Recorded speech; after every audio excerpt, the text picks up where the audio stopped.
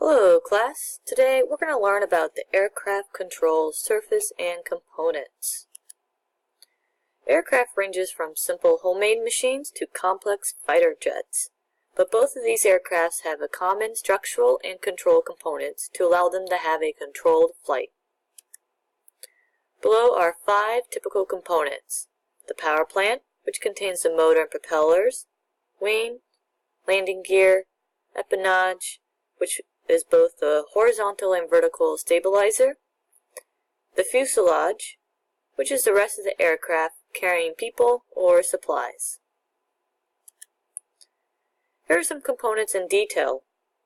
We have the cockpit, where the pilot sits. You already know about the fuselage. However, on this aircraft, there are 2 power plants on the wings. On the other side of the wings, we have the ailerons, which make the airplane roll left or right.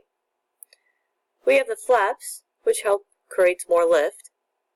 At the back of the aircraft is the empennage, which contains a vertical and horizontal stabilizer.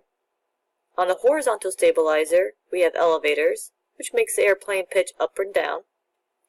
On the vertical stabilizer, we have the rudder, which makes the airplane yaw left or right. Here's another picture showing the same components, except this model aircraft has the power plant in the front. On this aircraft, there are no ailerons or flaps, just the wings. On the back, there are no vertical or horizontal stabilizer, which means the rudder replaces the whole vertical stabilizer and the whole thing moves back and forth. The same with the elevator. So to control this aircraft, it's all done in the back since there are no ailerons to make it roll. This is the inside of an aircraft showing the wireframe. There are tons of hobbyists out there making their own aircrafts. The wings are made up of a bunch of ribs and spars. The wing struts is what helps support the wing. Can anyone find the power plant? Where is it? Well, guess what?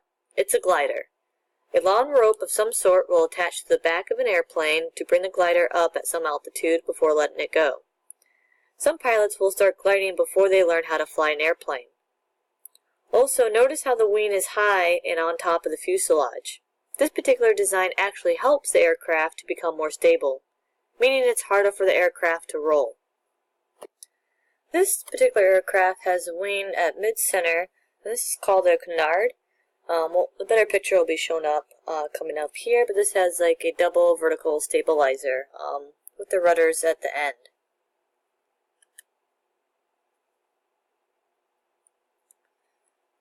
Here, notice the wings are a lot lower on the fuselage. The purpose of this design is to make the aircraft roll a lot easier to show off tricks or be used in combat. Notice that the wing is angled upward, so it does have some sort of stability because of that. Here's a double-winged design called a biplane. Alright, here's that funky-looking canard aircraft where the wing is past the cockpit. So the design must have the horizontal stabilizer more towards the center of the aircraft. If you're ever flying, have you ever noticed that some planes have the wing, have the tips of the wing bent upward? This is called a winglet. This helps reduce eddies and it creates more lift because of that. There are different designs of winglets for what works best for each aircraft. Here's a little review of ailerons, which makes the airplane roll, flaps to create more lift, vertical and horizontal stabilizer with the rudders to make the plane yaw, and the elevator to make the plane pitch. On this aircraft, there's something attached to the elevator and the rudder called trim tabs. Trim tabs are used to help the pilot fly the plane with 2 fingers instead of all the strength. If the plane is pulling up or down, or left and right, trim tabs are used to stay in place and help the plane fly in a stable, straight flight path. This aircraft has 2 vertical stabilizers called twin vertical stabilizer. And here's a triple vertical stabilizer. This one's called the V-tail. Here's the power plant with its engine on the outside called a tractor. It actually rotates with the propeller, and oil can kind of spray everywhere, so the pilots have scarves to wear. On this aircraft, the power plant is on the inside, like most airplanes, and only the propeller moves, which is called a pusher. This power plant is called a variable direction because the engine can actually rotate and cause the airplane to hover like a helicopter.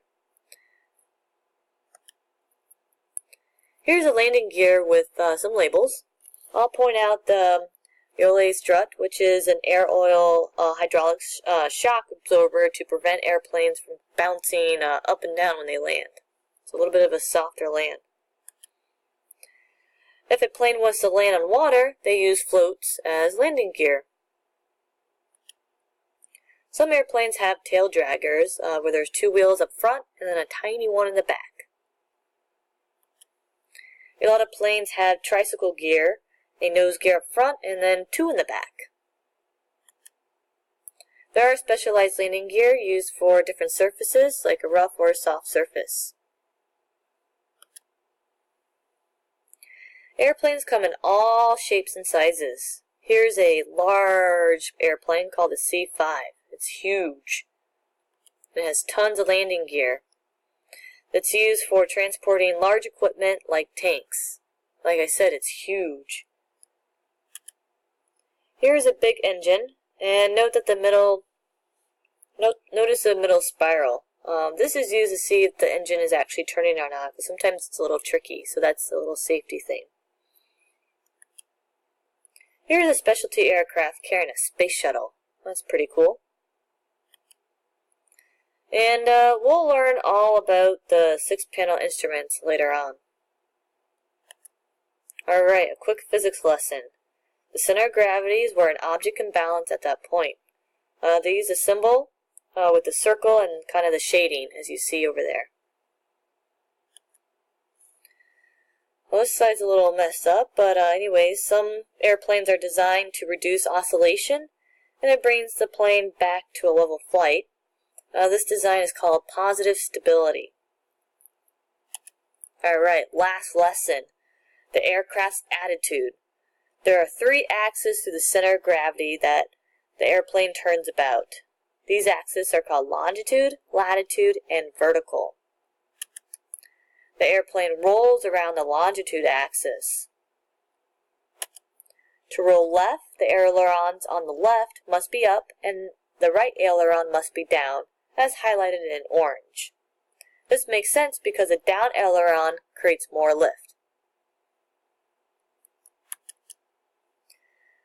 In this picture, you don't really need the flaps to be lowered, but what I want to point out is that inside the cockpit, to roll left, all you have to do is turn the yoke left. The airplane pitches up and down around the lateral axis.